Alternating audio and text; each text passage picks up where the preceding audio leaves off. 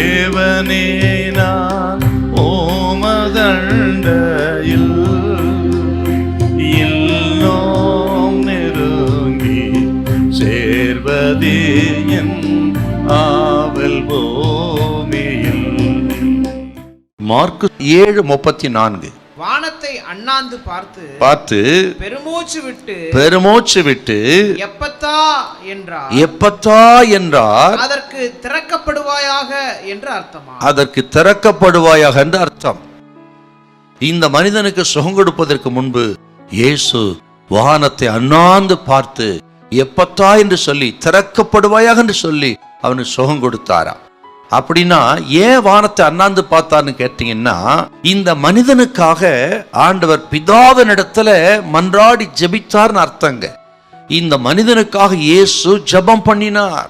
இதை கேட்கிற உங்களை பார்த்து கர்த்தர் சொல்கிறார், இயேசு யாருன்னு கேட்டீங்கன்னா, ஆக உங்களுக்காக ஜெபிக்கிறவர், உங்களுக்காக பிதாவினிடத்துல பரிந்து பேசி ஜெபிக்கிறவர். இன்றைக்கும் பிதாவின் வலது பார்ஷ் வீற்றிருந்து இயேசு உங்கள் பலகீனங்களுக்காக, உங்கள் பாவங்களுக்காக, உங்களால் ஆக முடியாது என்று தவிக்கிற காரியங்களுக்காக, உங்களுக்காக மரித்த, உங்களுக்காக பாடுபட்ட, உங்கள் உணர்வுகளெல்லாம் அறிந்த, உங்கள் சோதனை அறிந்து கொள்வதற்கு சோதிக்கப்பட்ட இயேசு உங்களுக்காக பரிந்து பேசி கொண்டிருக்கிறார். பயப்படாதீங்க. இந்த பலகீனத்தின் மத்தியில, வியாதியின் மத்தியில, கைவிடப்பட்ட நிலைமையில உங்களுக்கு யார் துணையா இருக்கிறாங்களோ இல்லையோ, ஆனால் உங்களுக்காக துணை நின்று ஜெபிக்கிற, வேண்டு செய்கிற இயேசு இருக்கிறார். வானத்தை அண்ணாந்து பார்த்தார் அப்படின்னா இன்னொரு அர்த்தம் என்னன்னு கேட்டீங்கன்னா, எந்த நன்மையும் பரலோகத்திலிருந்து தான் வர வேண்டும், ஆகவே நீங்கள் பரலோகத்தை நோக்கி பாருங்கள் அப்படின்னு சொல்றார். மனுஷன் முகத்தை அல்ல, மனுஷன் கைகளை அல்ல, நீங்கள் நம்பின மனுஷனை சார்ந்து அல்ல, எந்த ஒரு நன்மையும் பரத்திலிருந்து தான் கொடுக்கப்படுகிறது.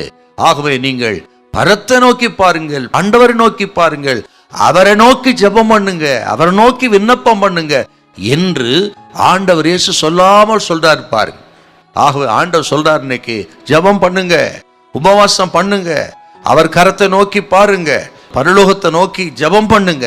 உங்க ஜெபத்தை ஆண்டவர் கேட்டு நிச்சயமா உங்களுக்கு ஒரு அற்புதத்தை கர்த்தர் செய்வார். இந்த எப்பத்தா என்று சொன்னால் திறக்கப்படுவாயாக.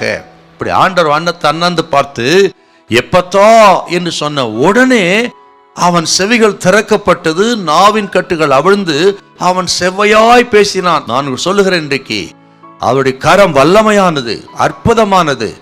அவர் கரம் எல்லா தடைகளை விலக்கி நீங்கள் செவ்வையாய் பேச, உங்களுக்கு அற்புதத்தை செய்ய ஆண்டவரின் கரம் அல்லது பாருங்க.